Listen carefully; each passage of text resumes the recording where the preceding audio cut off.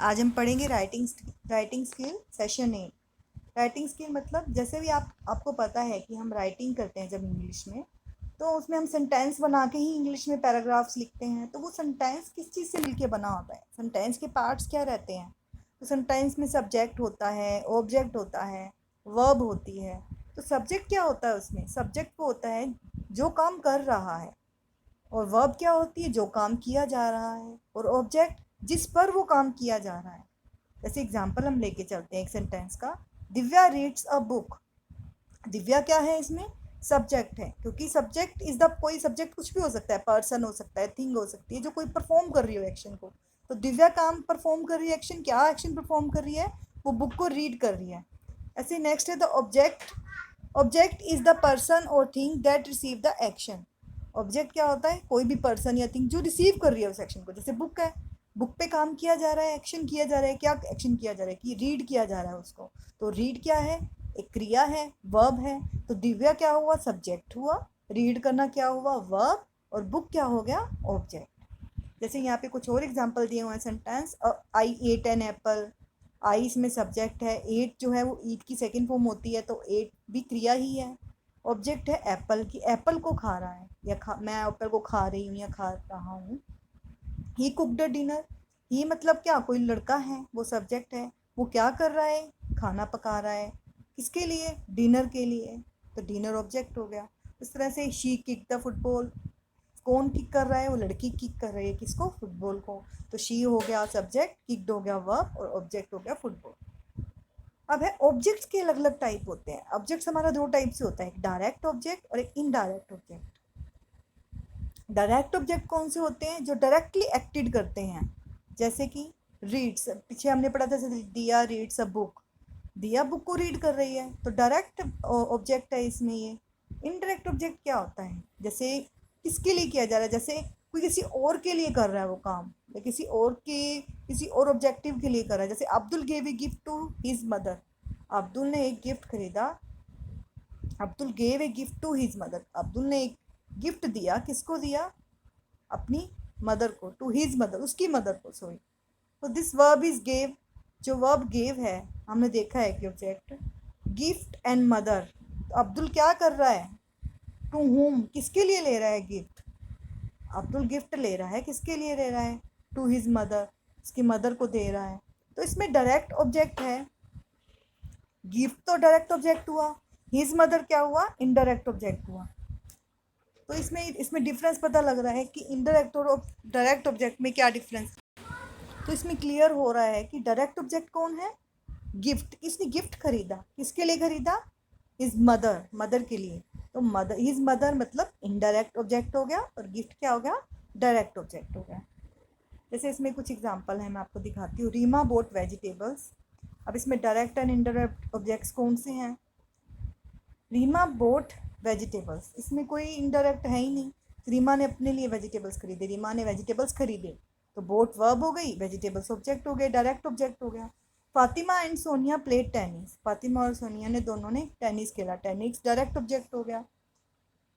ही offered me ए chocolate. अब यहाँ देखो, ही ऑफर्ड मी अ चॉकलेट। मी क्या हो गया, डायरेक्ट ऑब्जेक्ट, सॉरी, इसमें क्या हो गया, चॉकलेट, कि चॉकलेट खरीदी उसने। इनडायरेक्ट ऑब्जेक्ट क्या हो गया, किसके लिए खरीदी, मेरे लिए खरीदी। क्या ऑफर्ड क्या हो गया, वर्ब, ऑफर मतलब मुझे दी। ठीक है, तो इसमें दो ऑब्जेक्ट हो गए। एक तो हो गया चॉकलेट, कि क्या मेन चीज़ क्या खरीदी थी उसने, चॉकलेट खरीदी थी, तो वो डायरेक्ट ऑब्जेक्ट हो गया। किसके लिए खरीदी थी, मेरे लिए खरीदी थी। तो मी क्या हो गया, इनडायरेक्ट ऑब्जेक्ट हो गया। ऐसे नेक्स्ट है the teacher gave us homework. अब देखो होमवर्क क्या है, वर्ब प्लस वट, मतलब किसके लिए है होमवर्क, डायरेक्ट होमवर्क। टीचर क्या देगी, होमवर्क देगी, किसे देगी, हम लोगों को, स्टूडेंट्स को। तो हम जो हुआ इनडायरेक्ट हो गया।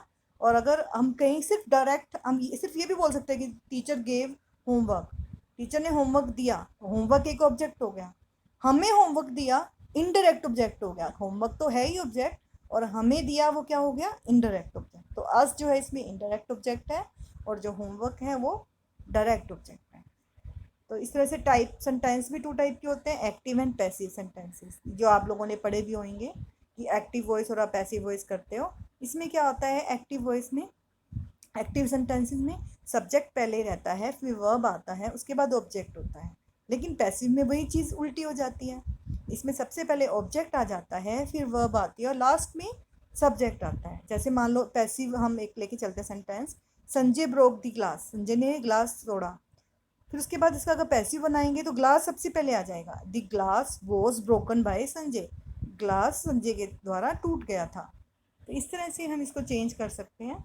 इसमें बस यही चीज़ आपको ध्यान रखनी है, जो एक्शन होता है वो सबसे पहले आता है, रिसीव एन एक्शन, जिस पे रिसीव किया गया एक्शन वो सबसे पहले आता है, फिर वर्ब बीच में ही रहती है इसमें, और ऑब्जेक्ट और सब्जेक्ट की बस जो जगह है वो आपस में चेंज हो जाती है। एक्टिव में सब्जेक्ट पहले रहता है, पैसिव में सब्जेक्ट है जो लास्ट में चला जाता है।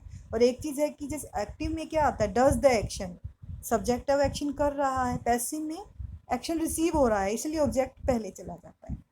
तो sentence where the subject does an action are known as active voice. Sentence जिसमें सब्जेक्ट काम कर रहा है, कोई काम करता है, उसे एक्टिव वॉइस को कहते हैं। और sentence in which the subject receive an action, और ऐसे सेंटेंस जिसमें कोई सब्जेक्ट रिसीव कर रहा है कोई एक्शन को, तो वो पैसिव वॉइस बन जाती है, जिसमें मतलब हम कह सकते हैं कि ऑब्जेक्ट पहले आ रहा है, ऑब्जेक्ट ही रिसीव करता है ना एक्शन को। कौन टूट रहा है, जैसे ग्लास टूट रहा है ना, तो ग्लास क्या है, एक ऑब्जेक्ट है। अब कुछ एक्टिव पैसिव वॉइस बना रखी हैं, शी रोट ए लेटर, तो इनके कुछ स्टूडेंट्स रूल्स भी होते हैं कि पास्ट को किस में चेंज करना है, अगर प्रेजेंट है तो प्रेजेंट कैसे चेंज होगा, तो वो रूल्स आपको ध्यान में रखने होते हैं इसमें। जैसे इसमें अब रोट सेकंड फॉर्म लगी हुई है, शी रोट अ लेटर, तो a letter was written by her. He open the door, तो डोर पहले आ जाएगा, the door was open by him, he का हिम बन जाता है, इसमें शी का हर बन जाता है। Mohan played the flute, Mohan क्या है, एक लड़का है, मोहन लास्ट में आ जाएगा। तो फ्लूट क्या है, बजाई गई, the flute was played by Mohan.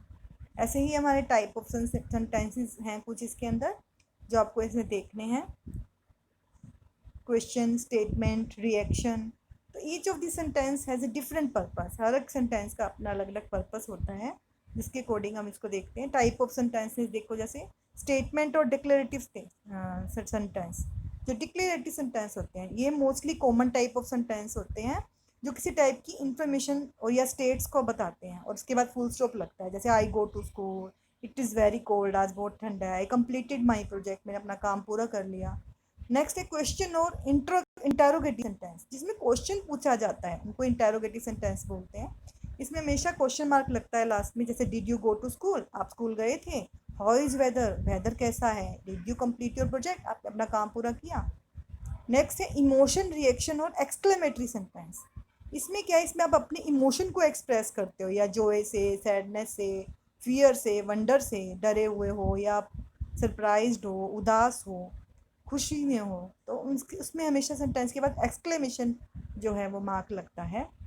जैसे आई केम फर्स्ट इन क्लास, मैं अपनी क्लास में फर्स्ट आया, ओ इट्स टू कोल्ड, ये बहुत ठंड है, आई कंप्लीटेड माई प्रोजेक्ट, तो इसमें एक्सक्लेमेशन मार्क लगता है, और इसको एक्सक्लेमेटरी सेंटेंस बोलते हैं। नेक्स्ट है ऑर्डर और इम्पेरेटिव सेंटेंस। ये सेंटेंस क्या होते हैं, ये ऑर्डर बताते हैं, कमांड देते हैं, या रिक्वेस्ट दी जाती है, या किसी को एडवाइस दिया जाता है। इसमें फुल स्टॉप या एक्सक्लेमेशन साइन दोनों से इसको हम क्लोज कर सकते हैं, कंप्लीट कर सकते हैं। जैसे गो टू कॉलेज टुडे, ठीक है, तो इसमें फुल स्टॉप आ गया, wear your sweater, full stop आ गया, complete your project, full stop आ गया। तो इसमें सिर्फ ऑर्डर दिया जाता है, कमांड दी जाती है, या रिक्वेस्ट या एडवाइस करी जाती है। अब नेक्स्ट हो गया पैराग्राफ। हमने सेंटेंस के बारे में पढ़ लिया, सेंटेंस क्या होता है। ऐसे ग्रुप ऑफ सेंटेंस से मिलकर हमारा पैराग्राफ बनता है। जब भी हम पैराग्राफ लिखते हैं तो हम ये देखते हैं कि कहाँ पे पैराग्राफ में कहाँ पे आपके कॉमास आएंगे, अलग अलग आइडिया आपको उसके बारे में लिखना है। जैसे if you are writing about your school, तो first paragraph can be sentences about name, location, size and other such details. मान लो आप अपने स्कूल के बारे में पैराग्राफ लिख रहे हैं, तो उसके बारे में स्कूल नेम बताओगे, लोकेशन बताओगे, साइज़ बताओगे। जैसे ये आप अपने स्कूल का नाम बता दो, कुछ भी जैसे आप कोई भी स्कूल में पढ़ते हो अपना नाम बताओ, कौन सी क्लास में पढ़ते हो, कहाँ है ये स्कूल। जैसे इसमें एग्जांपल दिया हुआ है, go to government high secondary school Balchadi, it is not a very big school but it has many good teachers, there are 100 students. इस तरह से इसने स्कूल को डिस्क्राइब कर रखा है। तो ये हमारा हो गया sentences and paragraph. So this is all about this chapter. Thank you, have a nice